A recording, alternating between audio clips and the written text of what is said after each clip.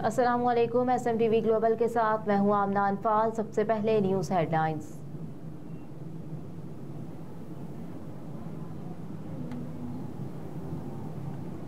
मोहसिन नकवी से अमरीकी consul general की मुलाकात, इंसदाद स्मोक के लिए इश्तराक पर बातचीत। निगरान वज़ीर आला पंजाब मोहसिन नकवी से अमरीकी कौंसल जनरल मिस कर्स्टन हॉकन्स ने मुलाकात की, जिसमें इंसदाद स्मोक के लिए इश्तराक कार के हवाले से तबादला ख्याल हुआ। मुलाकात में बाहमी दिलचस्पी के उमूर, मुख्तलिफ शोबों में इश्तराक कार हवाले से मुशावरत हुई। इस दौरान सरमायाकारी बढ़ाने के मौके, ज़राअत, सयाहत, तारीखी इमारतों की बहाली के हवाले से ताउन बढ़ाने के मामलात भी ज़ेर गौर आए। निगरान वज़ीर आला पंजाब ने कहा कि पाकिस्तान और अमरीका के दरमियान बेहतरीन ताल्लुकात हैं। पंजाब और कैलिफोर्निया को सिस्टर स्टेटस करार देने के मुआहदे के तहत दो तरफा ताल्लुकात को फरोग देना चाहते हैं। पंजाब में तारीखी इमारतों की बहाली के हवाले से अमरीकी ताउन का खैर मकदम करते हैं। कहा कि स्मोक से निमटने के लिए दोस्त मुल्कों की तकनीकी मुआवनत चाहते हैं। हमसाया मुल्क में फसलों की बाकियात को बड़े पैमाने पर जलाने के सबब लाहौर और दीगर शहरों में स्मोक में बहुत इजाफा हुआ। पंजाब में स्मोक को आफत करार देकर स्मोक इमरजेंसी नाफिज की गई है।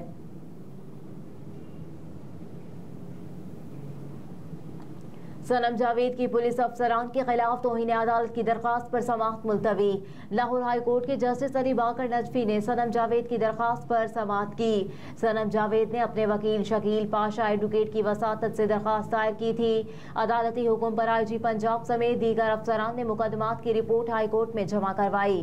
दरखास्त गुजार की जानिब से मौक़िफ़ इख्तियार किया गया कि पुलिस ने बताया कि सनम जावेद पर 2 मुकदमात दर्ज हैं। अदालत में गलत बयानी की गई और सनम जावेद को मज़ीद 2 मुकदमात में गिरफ्तार करके ATC अदालत में पेश किया गया। सनम जावेद की जानिब से दरखास्त में अदालत से इस्तदा की गई कि लाहौर हाई कोर्ट पुलिस अफसरान के खिलाफ तौहीन अदालत की कार्रवाई करे। बाद अदालत आलिया ने केस की मज़ीद 10 नवंबर तक मुलतवी कर दी।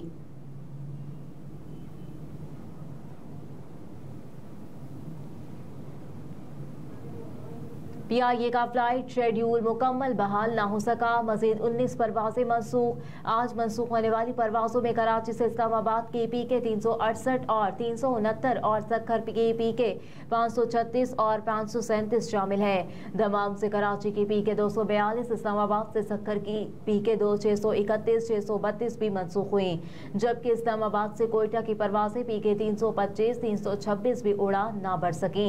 इसी तरह दुबई की PK 233 और शारजा की PK 181 मनसूख हो गई। दुबई से मुल्तान की PK 222, सियालकोट से शारजा की PK 209 और PK 210, लाहौर से शारजा की PK 185 भी मनसूख होने वाली परवाजों में शामिल है।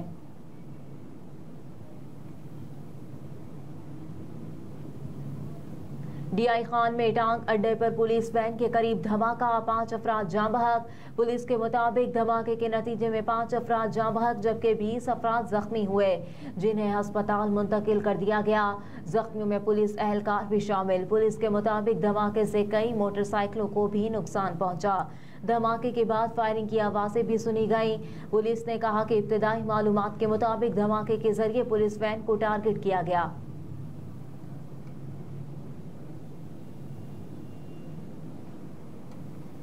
अदालत की चेयरमैन तहरीक इंसाफ को व्हाट्सएप पर बेटों से बात कराने की इजाज़त। खुसूसी अदालत के जज अबुल हसनात जुल्करनैन ने चेयरमैन तहरीक इंसाफ की बेटों से बात कराने की दरखास्त पर समाअत की।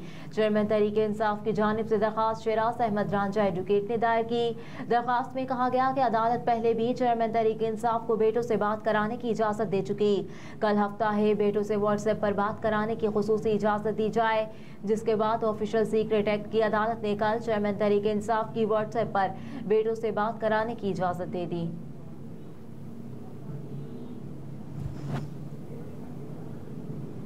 सुप्रीम कोर्ट में 90 रोज में आम इंतखाबात से मुतालिक केस की समाअत आज फिर होगी।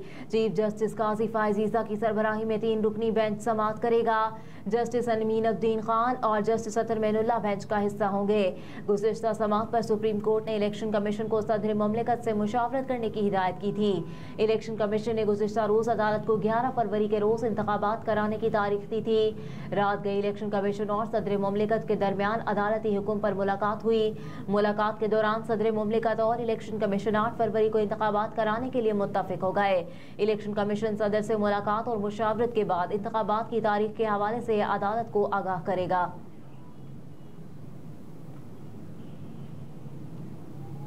डॉलर की कीमत बढ़ने का सिलसिला बरकरार। कारोबारी हफ्ते के 5वें और आखिरी रोज इंटरबैंक में अमेरिकी करेंसी की कीमत में 57 पैसे का इजाफा देखा गया, जिसके बाद इंटरबैंक में डॉलर 283 रुपए की सतह पर ट्रेड कर रहा है।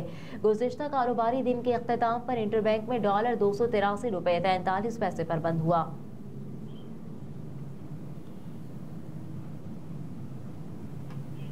पाकिस्तान सेमीफाइनल में भारत को शिकस्त दे तो इरफान पठान से भी अच्छा डांस करूंगा।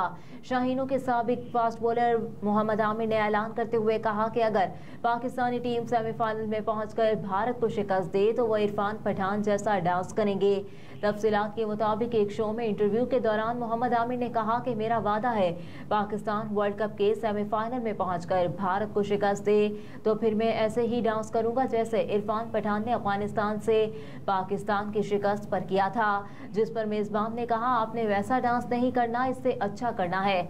मोहम्मद आमिर ने कहा कि मैं इससे अच्छा ही डांस करूंगा।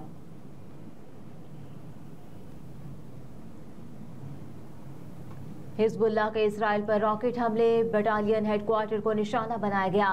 गैर मुल्की मीडिया की रिपोर्ट के मुताबिक हिजबुल्लाह ने जनूबी लेबनान बॉर्डर से शुमाली इसराइल पर रॉकेट फायर किए। रॉकेट हमलों से इसराइल की मुतादिद गाड़ियों और रिहायशी इमारतों को आग लग गई। तर्जुमान हिजबुल्लाह के मुताबिक इसराइल पर हमले में पहली बार धमाका खेज ड्रोनर्स का इस्तेमाल किया।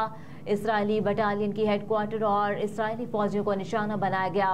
हिजबुल्लाह की जानिब से रॉकेट फायर किए जाने के बाद इसराइली फौज ने जवाबी कार्रवाई में लेबनान के जनूबी इलाके में बमबारी की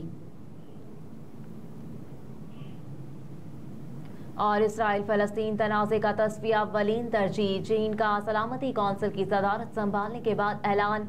खबररसां इदारे के मुताबिक अक़वाम मुत्तहिदा में चीन के सफ़ीर ज़ांग जिन ने न्यूज़ कॉन्फ्रेंस के दौरान कहा कि हमारी सदारत की मुद्दत के दौरान पूरी सलामती कौंसिल की अव्वलीन तरजीह गज़ा के तनाज़े को हल करना होगी। कहा कि ये मसला गुज़िश्ता चंद हफ्तों से कौंसिल की तवज्जो का मरकज़ है और बहैसियत सदर कौंसिल की दीगर जिम्मेदारियों के साथ साथ चीनी सदारत की तवज्जो का मरकज़ भी है। चीनी सिफारतकार ने कहा अफगानिस्तान, बोस्निया और हर्ज़ेगोविना, लीबिया और सोमालिया पर पाबंदियों में तोसी का मामला भी सलामती कौंसिल के एजेंडे में शामिल होगा। ज़ांग जिन ने कहा कि हम यूक्रेन की सूरत हाल पर भी तवज्जो देते रहेंगे। मज़ीद बोले कि चीन अक़वाम मुत्तहिदा की सलामती कौंसिल के काम को न सिर्फ पहले से तयशुदा निज़ामुल औक़ात की बुनियाद पर करेगा बल्कि बैनुल अक़वामी सूरत हाल को भी मद्देनज़र रखेगा।